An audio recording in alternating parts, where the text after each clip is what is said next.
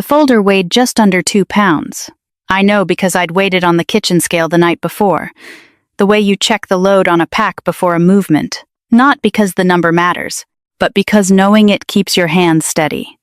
I set it on the probate attorney's conference table, dead center, square to the edge, 311 pages. The only sound in that room was the air handler ticking somewhere above the ceiling tiles, a small mechanical heartbeat that did not care what any of us had come to do. Across from me, my mother stopped talking mid-sentence. She had been explaining, in her church voice, why the house should go to my brother. Her hand was still raised, palm up. In the gesture she used my whole life to mean, be reasonable. The color left her face from the top down, forehead first, the way water drains out of a cracked canteen. My brother Brad looked at the folder, then at her, then back at the folder, and finally did the thing he always did when a situation stopped going his way. He laughed. One short note. It died in the air handler's ticking and did not come back. I did not say anything. I had spent the last 4 months saying nothing. I had been counting. I noticed small things, the way you do when your body has decided the situation is more dangerous than the room admits. The cap was off my mother's pen. There was a coffee ring on the table by my brother's elbow, and he kept turning his cup inside it. A quarter turn at a time, the way he'd fidgeted as a boy when he was caught, and waiting to find out how much it would cost him. It would cost him everything this time. He didn't know that yet. I did. "Renee," my mother said. "What is that?" It wasn't a question. It was a woman reading the first line of a verdict she had written herself and never expected to be handed. But to understand how a folder ended up on that table, and why I weighed it first, I have to go back about 3 years. To a phone call I took standing in a plywood room with no windows, 8,000 miles from the house my mother was now trying to take. "My name is Renee Vance. I'm 53. I live outside Clarksville, Tennessee, in a small brick house with a metal roof and a porch. I built it 2 boards at a time over one summer, because doing it slowly was cheaper. And because I liked the work. I spent 22 years in the Army. All-source intelligence analyst. The people whose job is to take 1,000 scraps that don't agree, and find the one pattern underneath that does. Later, I cross-trained into the forensic side, the boring side. The side where you reconcile a ledger that somebody hoped no one would ever reconcile. I retired a sergeant first class with a bad right knee, that has somebody else's titanium in it now, and a steady high ring in both ears that never quite turns off. The VA calls it tinnitus. I call it the sound the desert left running when it walked away. I live modestly, and I want to be clear that I live modestly on purpose. I drive a 14-year-old truck. I keep a garden. I balance my checkbook by hand on the 1st of the month, every month. The way my father taught me when I was 9, sitting at the kitchen table with a stub of pencil and a green ledger book he'd carried home from his own service. People look at a woman like me, quiet, plain, retired, careful, and they decide they know what they're dealing with. They think careful means slow. They think quiet means easy. They think a woman who doesn't raise her voice doesn't keep a record. The bad knee is from a vehicle that rolled on a road that wasn't a road, and the ring in my ears is from the same week. And I mention them only because pain teaches you a certain economy. When something in your body hurts every day, you stop wasting motion. You stop reacting to things that don't require a reaction. You learn the difference between an alarm and a feeling, and you save yourself for the alarms. That economy is what people mistake for coldness. It isn't coldness. It's a woman who has run out of energy for theater, and has plenty left for arithmetic. My family thought that about me for 50 years. I let them. It's a useful thing to be underestimated by people who are about to need underestimating. Here is the only thing you need to know about me before the rest of it makes sense. I notice when a number is wrong, not because I'm suspicious, because I can't help it. A column that doesn't foot sits in my mind like a stone in a boot. My father was the same way. He used to say the books always tell the truth, even when the people holding them won't. He taught me one more thing. At that same table, with a little brass postal scale he kept for weighing letters, he'd put a thing on it and read the number out loud before he trusted it. "Weigh it before you carry it," he'd say. I do it still. I weigh what I'm about to pick up so my hands know in advance what they're holding. It is a strange habit for a grown woman, and it is the most useful one I have. And you should remember it, because it's how this story ends. There were always two kinds of power in my family, and they sat across the table from each other my whole life. My mother's power was the story she told, out loud, warm, repeated until it set like concrete. Who was generous, who was struggling, who was never good with money. My power, the kind I didn't know was power yet, was the record I kept. Quiet. In pencil, in a column that either foots or it doesn't. For 50 years, her story beat my record. Because nobody ever asked to see the record, they just listened to the story. This is the account of the one morning that order reversed. I want to give you one small picture of my life now, so you understand what kind of woman was sitting at that table. On the first Saturday of every month, I drive 20 minutes to a diner off the highway, order eggs and dry toast, and reconcile my accounts in a booth with bad light, because I like the company of strangers who don't need anything from me. The waitress there is named Pearl. She's worked that counter 31 years, and she has never once asked me what I'm writing. That's the whole appeal. A modest life is not a small life. It's a life nobody can put a lien on. He was the one who taught me to count. He was also, as it turned out, the one who'd been counting all along. There were 3 of us in that house growing up, plus my father. And the math of the family was settled before I was old enough to object to it. Brad was the youngest and the bright one. Bright in the way families mean when they've decided a boy's failures are weather and a girl's are character. He was charming. He was loud. He was forgiven. When Brad totaled a car at 19, my mother called it a tough break. When Brad's first business folded, then his second, then his third, a vending route, a marketing thing, a bar he opened for 11 months. They were called bad luck, bad partners, bad timing, never bad decisions. I was the steady one, which in our family was a job, not a compliment. The steady one is the one you hand things to. By the time I was 20, I had learned the family's only real rule. When Brad failed, somebody paid, and I was usually the nearest somebody with a paycheck. I'll give you the cleanest example, because it tells you everything. When I was 26 and Brad was 23, he leased a truck and a trailer for the vending route, and then stopped making the payments around month 4. The way he stopped doing most things around month 4, the leasing company called the house. My mother put me on the phone with them. Me, the daughter who'd had nothing to do with any of it. Because, she said, "You're so good at talking to those people." I wasn't good at it. I was just willing to do the thing nobody else would, which my family had decided was the same as enjoying it. I paid the arrears out of my first real savings. Brad got a lecture about being more careful. I got a thank you card from my mother that said "Our Rock" on the front, and I kept it for years because I was young enough to think it was love instead of a receipt. That was the machine. Brad was the investment.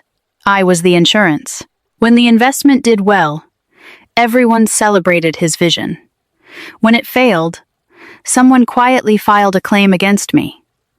Nobody ever called it that. They called it family. My father saw it.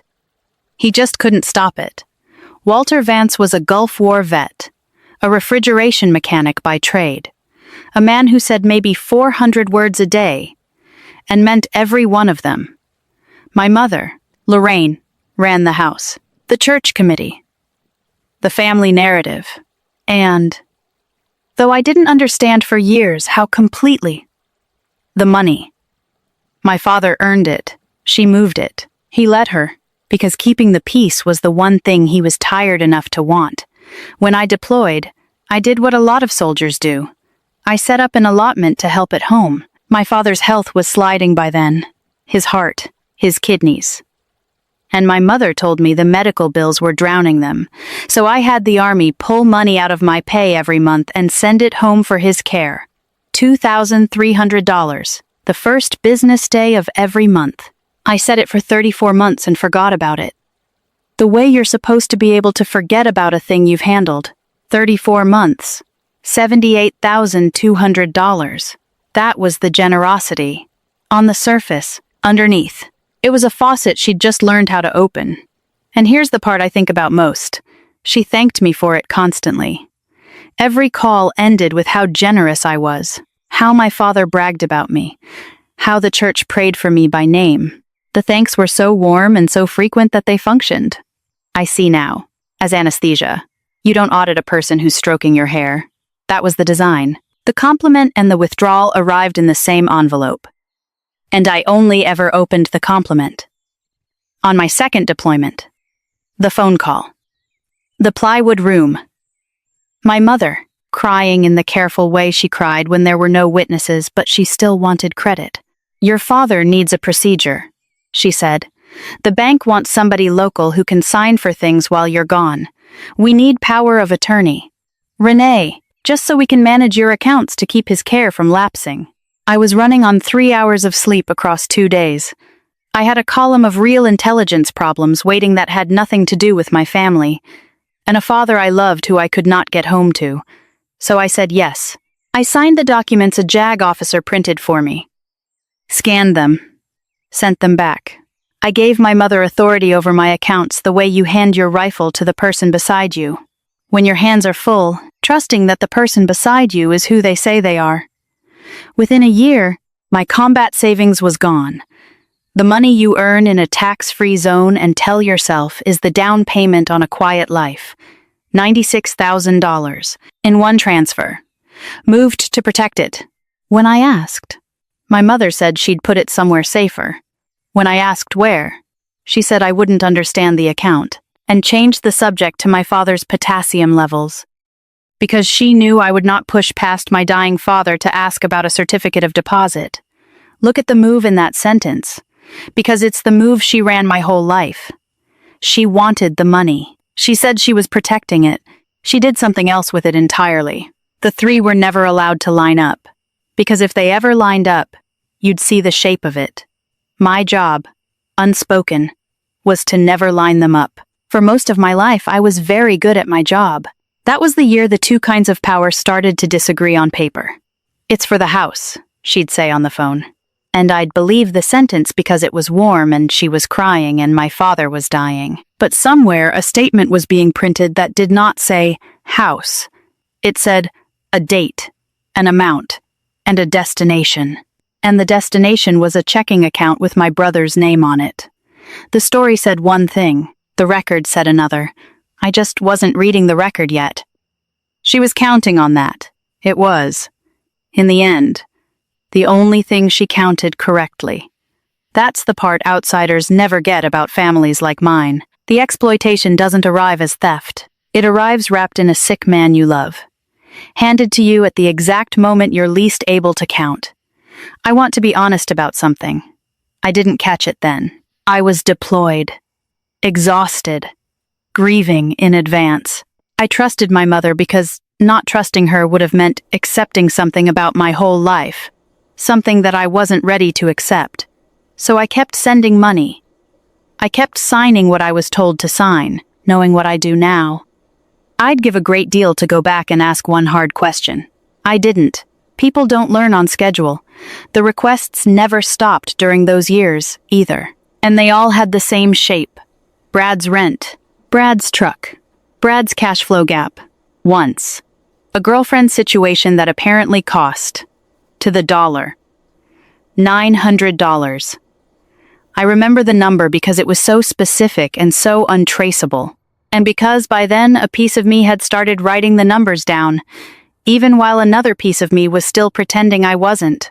My mother delivered every one of these the same way, as an emergency that was somehow already my responsibility before I'd agreed to a thing. Family helps family, she'd say. And it took me half a century to notice that sentence only ever traveled one direction down the family. Nobody ever said it to Brad. Nobody ever said it to her. They said it to me, because I was the one it worked on. And the worst of it, the part I'm least proud of, is that for a long time I needed it to work on me. Being the reliable one was the only role in that family that came with any love at all. Even if the love was really just relief. And even relief feels like love when it's the only thing on the menu. So I paid. I told myself it was generosity. I let them tell the church it was generosity. My mother built a whole reputation on my generosity. The soldier daughter. So good to her parents. And she wore it to Bible study, and to the salon, and to every funeral in 3 counties. And not once did she mention that the generosity was load-bearing, that it was the only thing keeping the floor under Brad from giving out. There is a particular kind of tired that comes from being someone's foundation.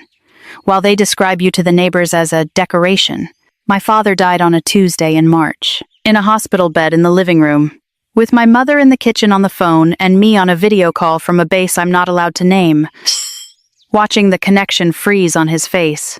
I came home for the funeral, and at the reception, standing in my parents' kitchen holding a paper plate, I had no intention of eating from it. I heard my mother tell my Aunt Sylvia that thank God the house was paid off. Because Brad was going to need somewhere to land while he got his new venture off the ground. The house was not paid off.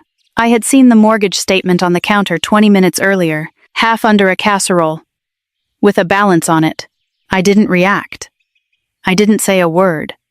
I set the paper plate in the trash, walked out to my truck, and opened my banking app in the dark of the cab, and the numbers did not foot. Let me stop here for 1 second, because if you've made it this far, I think some of you already know this story in your own bones. Maybe you're the steady one in your family too. The one who set up the allotment, the one who co-signed, who covered, who got the call at 2 a.m., and handled it without being thanked. And maybe somewhere along the line you started to feel a small wrong number in your own life, one that you couldn't quite explain, and you told yourself you were imagining it, because the alternative was too much. If that's you, tell me in the comments. Who in your family was the one everybody leaned on? And who was the one everybody protected? I read these. They matter to me. And if these stories about quiet people who finally counted are the kind you want more of, subscribe. There are more coming. And you'll want to be here when they land. Now, back to that truck. And the number that wouldn't foot. A week after the funeral, I went into my father's garage to start clearing it, the way you do. And I didn't leave for 6 hours. It was cold out there. The space heater ticked and threw an orange square on the concrete, and warmed exactly none of the room. I'd brought a thermos of coffee out with me at 9, and by the time anything mattered, it was past 2 in the morning, and the coffee had gone cold and gray, and I drank it anyway because my hands needed something to do. My father organized his garage the way he organized everything, like a man who expected to be audited by God. Every drawer labeled, every receipt in a coffee can by year. I was emptying the workbench when the bottom drawer stuck, and when I pulled it all the way out to clear the track, I saw it, taped to the underside, flat against the wood, wrapped in a freezer bag. A green cloth ledger, the same kind he'd taught me on, newer, and a white envelope, sealed, with my name on it, in his small square engineer's print. Not Renee. It said, "For the one who counts." I sat down on the cold floor and I opened the ledger first. He had been keeping his own books, 2.5 years of them. Every allotment that came in and where it actually went out. Every transfer my mother made under the power of attorney, copied by hand from statements he must have fished out of the recycling. Brad's name, over and over.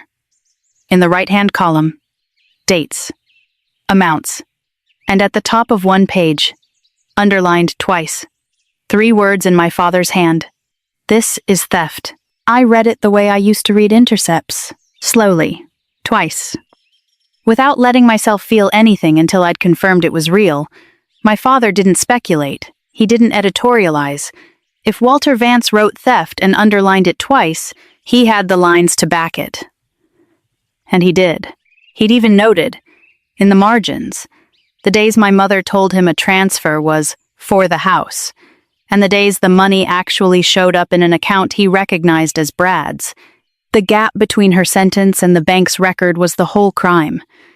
and my father had been quietly measuring that gap, in pencil, for 2.5 years, while dying, without telling a soul. The last entry was dated 9 days before he died. I opened the laptop I'd carried out there and started matching his handwriting to the actual bank exports, line by line, the orange light of the heater on the keyboard, and I found the one that stopped me. A transfer out of my account, authorized under the power of attorney, time-stamped on a day I knew without checking, because I'd written the after-action myself, that I was inside a windowless, secure facility on the other side of the world, where you surrender your phone at the door, and you cannot move a dollar if your life depends on it. I could not have authorized that transfer, which meant somebody had used my authority without me, which meant the word for it was no longer family, counting, not anger, not revenge, counting. I closed the laptop a little after 3. I made a new folder on the desktop, and I did not name it anything dramatic. I named it Vance, Recon. Then I peeled the tape off the envelope marked, "For the one who counts." And I did not open it yet, because I already knew that whatever my father had left me was a thing I would only get to read once, and I wanted to have earned it first. I built the case the way I was trained to build a target package, quietly, in parallel with ordinary life.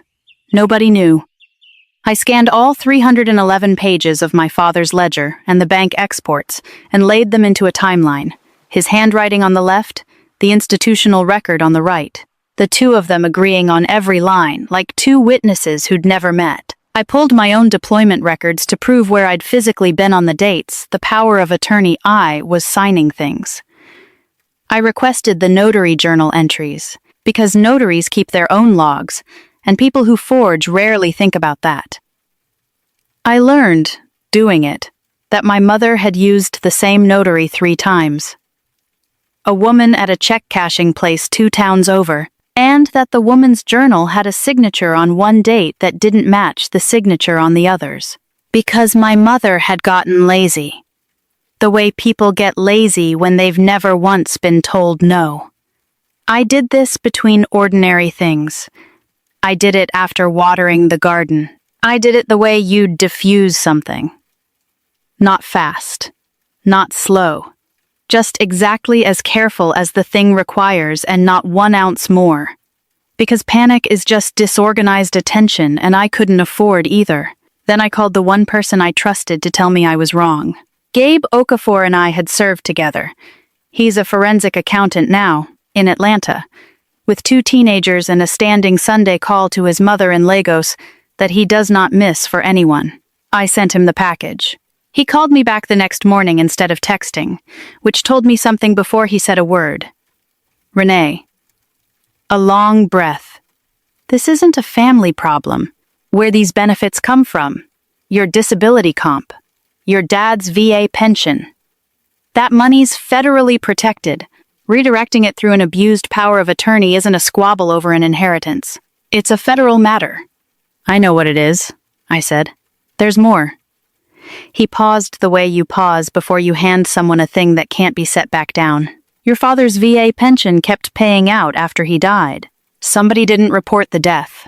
Somebody kept receiving it. That alone. I know. You don't sound surprised. I stopped being surprised in the garage, I said. The number wall finished itself that week. The allotment she diverted. $78,200. The combat savings. $96,000. My disability compensation rerouted across the power of attorney, period. $41,808. My father's pension, continued and pocketed after his death. $22,408.92. I checked the total 3 times because I needed it exact, not approximate, not a large sum.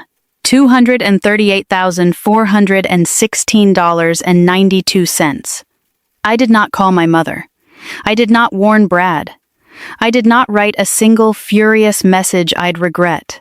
Instead, I drove to the VA office of Inspector General Field contact Gabe routed me to, with the package printed and bound, and I filed it. Not as a daughter, as the analyst who'd assembled it, the agent who took it, Special Agent Pruitt, flipped to my father's handwritten page that said, "This is theft," set it next to the matching bank record, and went very still, in a way I recognized, because it's the stillness of a professional realizing the civilian did their job for them. "You built this yourself?" she asked. "I had one person check my math," I said. She nodded slowly. "Don't tell anyone you came in." I didn't. And here is the part you, watching this, get to know that my mother did not. The case was already filed. The federal review was already open. The revocation was already on record. The trust already lodged with the court. From that afternoon on, every move she made was a move on a board that had already been flipped. She just couldn't see the board anymore. So when she called me 4 days later, bright, busy, the church committee voice, to say she'd found Brad a wonderful little storefront and was going to help him sign the lease now that things were settling, I let her talk. She read me the square footage. She told me the color she'd paint the door. I said, "That sounds nice, Mom." And I meant only that it was nice she still believed she had money to paint a door with. She was decorating a future that was already evidence. She had no idea she was on the record. I had the receipt for the certified mail in a drawer. 2 days after that, she texted the family group. Aunt Sylvia, Uncle Dale, the cousins. A photo of Brad standing in the empty storefront with his arms spread wide, captioned, "New beginnings, God is good." 11 people replied with hearts. I replied with a heart too, because I had learned, in a job I can't fully describe, that the quietest move is sometimes to look exactly like everyone else in the thread. The trap was already shut. She was posting from inside it. I didn't. I went home, and I did something that had nothing to do with any of it. I sat on my porch in the cold and rebuilt my father's old transistor radio, the one from the garage, with the cracked dial, until it caught a late ball game out of St. Louis through the static. And I listened to the 7th and 8th innings with a blanket over my bad knee, and for 2 hours I let myself just be a person whose father used to listen to that team. He used to keep score in the margins of the newspaper with the same pencil he used for the ledger. I didn't keep score. I just listened to the home team strand 2 runners in the 8th and lose by 1. And I thought that was about right. That some nights you do everything correctly and still come up a run short. And the only thing the box score asks of you is that you wrote it down honestly. Then I went to bed. The case would still be true in the morning. That's the thing about facts. They wait for you. The estate meeting was 3 weeks later. In the probate attorney's office downtown, the room I started this story in, my mother chose the date. She wanted it formal.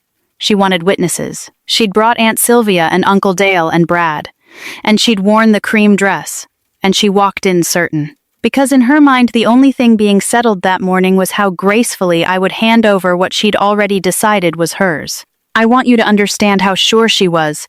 She'd brought witnesses for the same reason she'd always brought witnesses. Because in our family, an audience was leverage. A room full of relatives made surrender feel like manners. She had used that on me at graduations and hospital beds and Thanksgiving tables for 50 years. And it had worked every single time.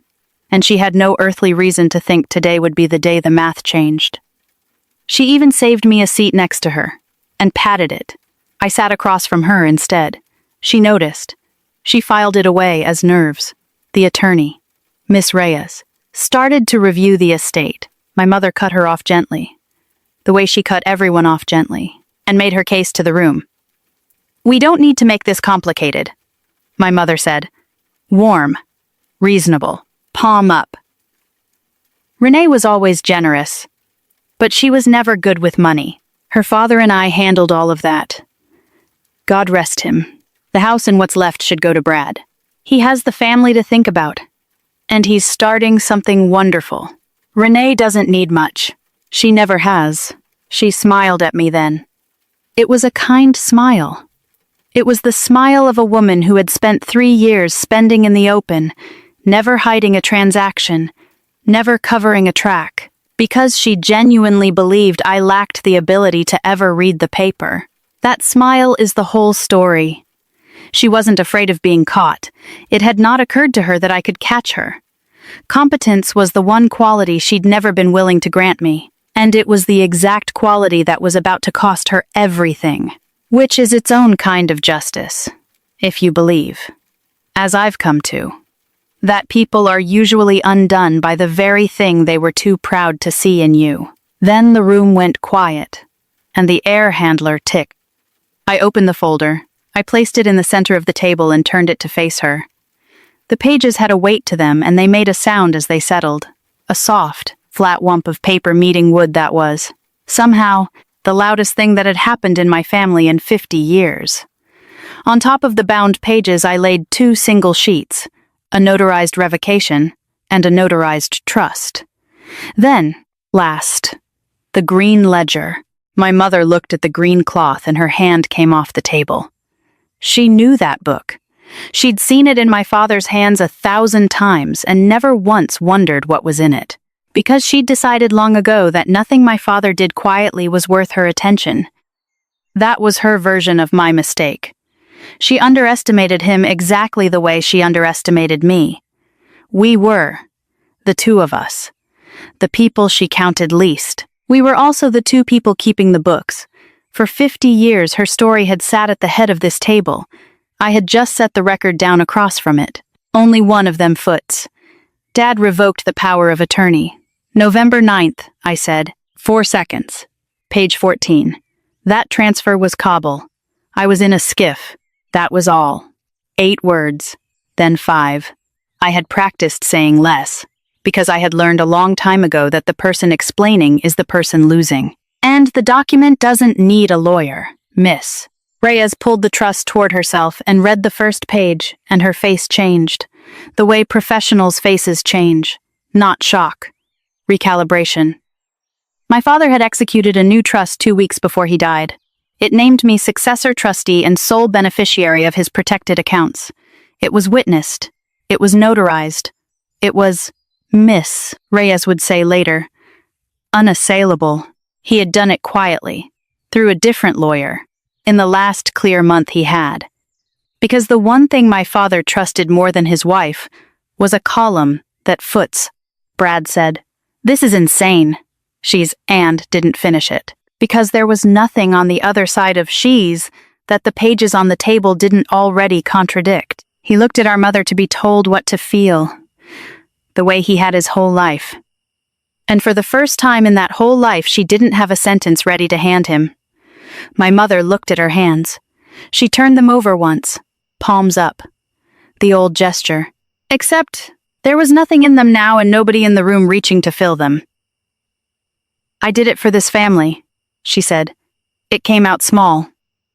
Then, smaller. Your father didn't understand. He was sick. He understood enough to write it down," I said. That was the longest sentence I let myself say. I slid one more sheet across. A copy. Stamped. Of the complaint already on file. The VA pension kept paying after Dad died, I said. "Someone kept it. That's not mine to forgive. It's already with the federal investigators." Aunt Sylvia made a sound like the start of a word and put her hand over her mouth. Uncle Dale, who had spent the whole meeting examining the ceiling, looked directly at my mother for the first time, and I watched a thing happen on his face that no document of mine could have produced. I watched him do the math himself, all the loans and the favors and the casserole sympathy of the last 3 years, and arrive, late at a total. The air handler ticked. Nobody moved. And in that stillness, I felt nothing I'd call triumph. Just the flat, clean quiet of a column that finally, after 34 months and 3 years and a lifetime, footed to the penny. Here is how it landed. Measured the only honest way. In specifics. 4 months after that meeting, the VA OIG findings came back substantiated. My mother was named in a federal civil fraud action for the continued receipt of my father's pension, and the misuse of federally protected benefits under a revoked power of attorney. A restitution order followed. $238,416.92. The full figure, the one I'd checked 3 times. The trust held. The probate court enforced it without a fight, because there was no fight to have. The house, the one she'd planned to hand Brad over a casserole, was sold to satisfy the order. Brad's something wonderful turned out to have been funded almost entirely by the money that ran through that power of attorney. When the faucet closed, the venture closed with it inside a season. His truck went back to the dealer. The last I heard, he and my mother were renting a 2-bedroom together on the far side of the county, which I imagine is its own kind of sentence. The golden boy and the woman who gilded him, finally sharing the cost of him. I did not celebrate any of it. I want to be clear about that, because the comment section always wants a victory lap and I don't have one to give. There's no version of this where I won. My father is still dead. My mother is still my mother. What I got back was money that was always mine, and a truth I'd have traded all of it to not be true. But I did put something down that day at the table, and I have not picked it back up. For 50 years, I was the family's quiet account, the steady balance everyone drew against and nobody ever deposited into.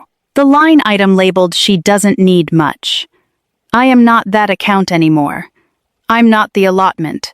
I'm not the co-signer. I'm not the emergency fund with a heartbeat. Blood made me related to those people. It did not make me their collateral. That night I finally opened the envelope from the garage. For the one who counts. It was short. My father was always short. He wrote that he'd known for a long time and been too tired and too sick to fight it himself. And that he was sorry he'd left me the bill. He wrote that he'd kept the ledger so that one day the books could tell the truth, even if no one in that house ever would. He wrote that the trust was the last thing his hands were steady enough to sign, and that he'd signed it the way you write down a final score in a game you've already lost. Not because it changes the result, but because the record deserves to be honest. And he wrote, at the bottom, in the same square print he'd used to teach me at 9 years old. "You were never bad with money, kid. You were just the only one they couldn't fool. Finish it for me." I finished it for him. That is the whole of what I have to show for being his daughter. And it turned out to be everything. Uncle Dale came by a few weeks later, hat in his hands, and said he was sorry. That he'd done some adding up of his own and arrived late at a number he should have seen years ago. I poured him coffee. We didn't make a ceremony of it. One person came back different. That was enough. And it was all. I keep the green ledger on the shelf over my kitchen table now, next to my father's little brass postal scale, where I do my own books on the 1st of the month. By hand. With a stub of pencil. This morning I weighed the first tomato off the vine before I ate it. 4.5 ounces. A good one. Not because the number mattered, but because some habits are how you keep the people who taught them to you. My hands knew the weight before I set it down. They always do now. That, it turns out, was the whole inheritance. Not the house. Not the money the court sent back. The steady hands. The honest column. The nerve to weigh a thing before you agree to carry it. A few of you are going to message me after this and ask the same question people always ask. Was it worth it? You lost your family. So let me talk to you directly for a minute. Not as the woman with the folder, but as someone who's been where you might be sitting right now. Maybe you're the steady one, the reliable one, the one with the good credit and the level head, the one everybody calls when something breaks, the one who set up the allotment, co-signed the loan, took the 2 a.m. call and handled it and never got thanked.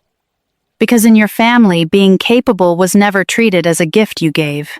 It was treated as a resource they owned.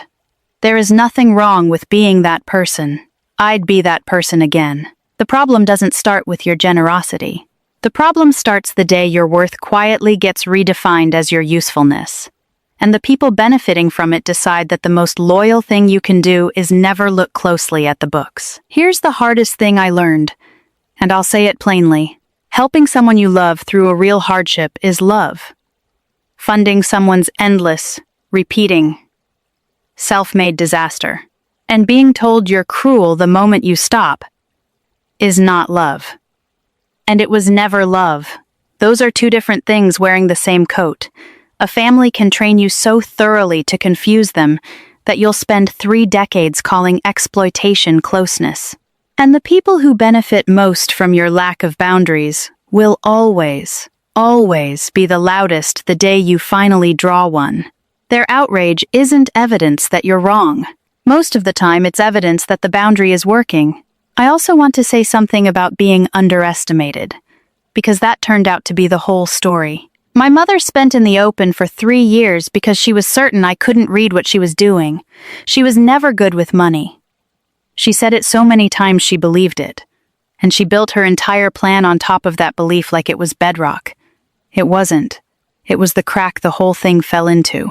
If someone in your life has spent years telling you that you're not smart enough, not steady enough, not sharp enough to understand your own affairs, pay attention to that. Sometimes that isn't an observation. Sometimes it's a fence they're building around a thing they don't want you to walk over and count. So here is your permission. If you've been waiting for someone to hand it to you, you are allowed to ask where the money went. You are allowed to read your own statements. You are allowed to revoke an authority you gave in a moment when you trusted someone you can no longer trust. You are allowed to set a boundary with the people who raised you. Especially with the people who raised you, without proving to a jury of relatives that you'd earned the right, and on the practical side, because my father would want me to be useful and not just wise. Never give power of attorney without an expiration date and a way to revoke it in writing. Keep your own records. In your own hand. Somewhere only you can reach. And if a number in your life won't foot, don't talk yourself out of it. Believe the column. The books tell the truth even when the people holding them won't. And one more practical thing, because it would have saved me years, the warning signs were never loud. They were 3 quiet ones. And I'd ask you to watch for the same 3. The first is secrecy.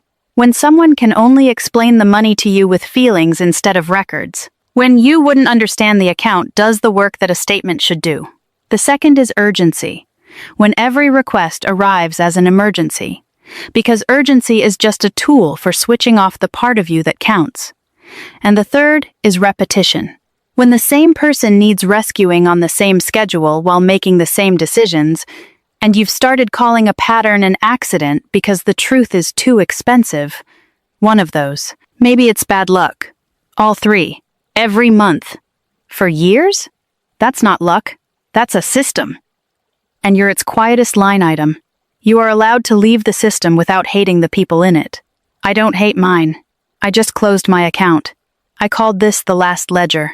And I let you think it meant the green book I found taped under my father's workbench. His accounting, his evidence, the 311 pages that finally squared the family's accounts. And it was that. But it was never only that. The last ledger was the one I'd been keeping my whole life without admitting it.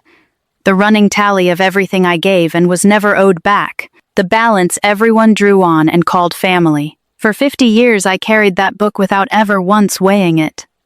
Because nobody had taught me I was allowed to know what it cost me. My father had. Weigh it before you carry it. The day I set that folder on the probate table, I finally put the old book on the scale, read the number out loud, and closed it for good. Not in anger. Not for revenge. I closed it the way you close any account that should have been settled years ago. Quietly, completely, until the column finally foots. If this story meant something to you, I hope you'll share it with someone who may need this reminder today. Somewhere out there is a steady one who's started to notice a number that won't foot. And who needs to hear, from someone who's been there, that they were never bad with money. They were just the only one who ever bothered to weigh it.